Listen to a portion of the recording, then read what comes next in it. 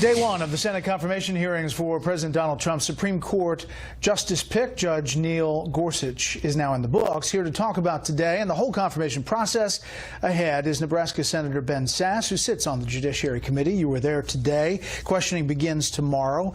For a lot of people, just hearing him talk was interesting because we haven't been exposed to him much. Here is one of his the pieces of his opening statement. Take a listen. In the West, we listen to one another respectfully. We tolerate, we cherish different points of view, and we seek consensus whenever we can. My law clerks tell me that 97% of those 2,700 cases I've decided were decided unanimously, and that I've been in the majority 99% of the time. That's my record, and that's how we do things in the West.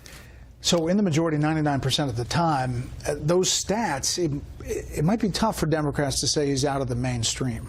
Yeah, I think so. I mean, you listened to today and you heard a lot of attempts at hyperventilating, and I don't know what they have because the guy's a judge. He knows what a judge is, and he's agreeable and pleasant, and people, regardless of what been appointed by Republican or Democratic presidents past, think that he's a great guy and a fine judge, and I think that's true. So what is your sense of where Democrats are? I mean, a lot of the Democrats' opening statements had to do with being mad about Merrick Garland not being moved forward, right, the President Obama's pick, and also about concerns about different issues.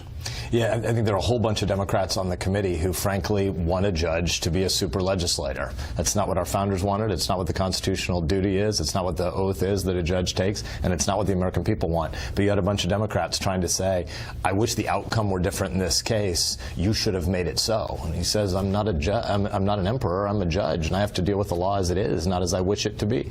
So when they